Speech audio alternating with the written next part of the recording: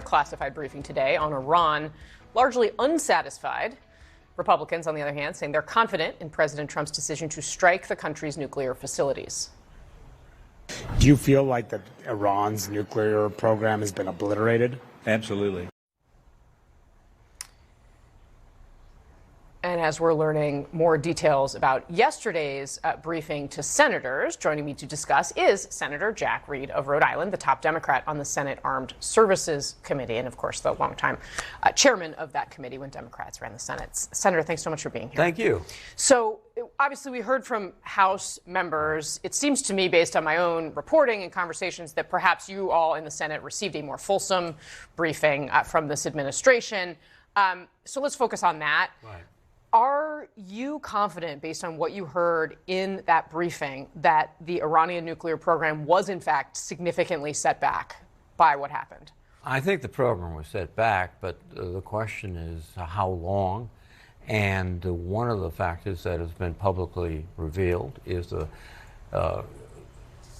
belief that they retained significant amounts of highly enriched uranium, which is the key aspect of developing a nuclear weapon. And then the next question is, can they either themselves surreptitiously create the technology to convert that into a weapon? Will they get the assistance of other powers in the world? That was a question that I think we have to answer, and we have to be completely and thoroughly diligent about checking to see if there's a surreptitious collaboration between Iran and others. So complete elimination of their capacity, no. Significant degrading, yes. How long? That still is being determined by the analysis. So is the completely obliterated line from the president accurate in your view? I don't think it's accurate. I think it was more just a reaction to watching bombs fall on the site via video, and thinking it was blown up. But in fact, I think more effective analysis suggests that there's a undetermined yet point at which they could reconstitute. Do you have confidence in President Trump's national security team? I don't think his national security team is as capable as it should be. I think many were selected not for their particular skills, but for their faithfulness to the president. I think also, too, that we've seen some gaffes. The comments by the Secretary of Defense at NATO that undercut Ukraine by saying they would never be in NATO effectively. And we've seen scenes, the humiliation of Zelensky by the vice president, undercutting the King of Jordan by publicly declaring that he is to accept millions of Palestinian refugees. So it's been inelegant at best. Very polite way to put it. Sir, are you confident that what's done is done in Iran? Or do you think that the United States is still at risk of becoming more deeply involved in the region because the president launched these strikes? I think we are deeply involved in the region. We were, but now I think it's a new dimension. The Iranians, I think, will quickly try to, and it might be difficult, to reconstitute their proxy forces in different countries, Iraq, Syria. I think they will try to reconstitute, or at least have the capacity to reconstitute their nuclear capabilities. That's been, I say, severely damaged. But again, if they get any cooperation from foreign nuclear powers, that could accelerate. And I think also, too, the question for the regime in Tehran is, how do we maintain power?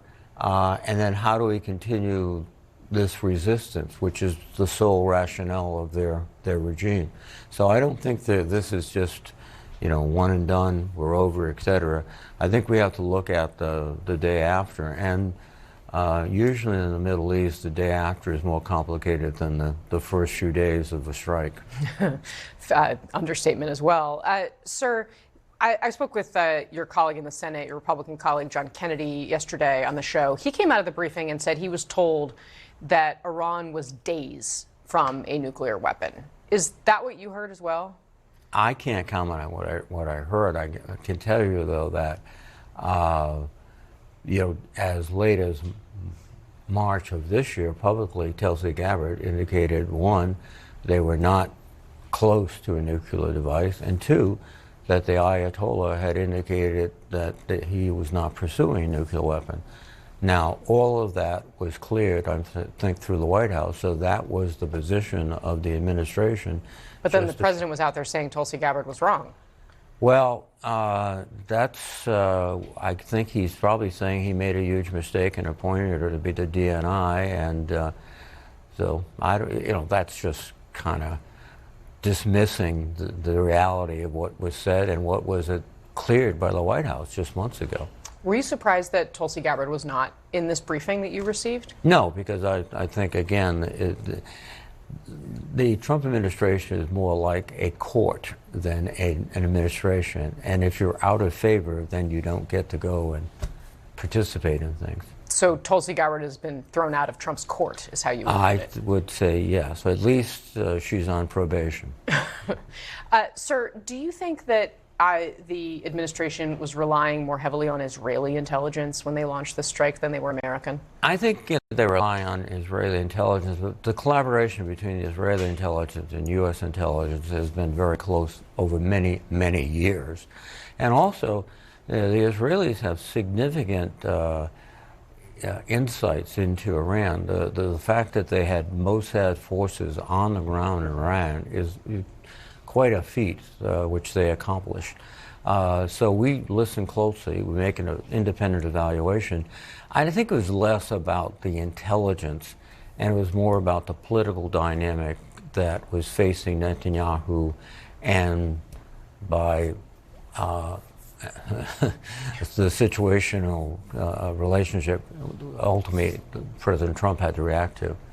All right. Senator Jack Reed, so grateful to have you on the show, sir. Kasie. Thank you very much for coming. I hope you come back. All right, coming up next here.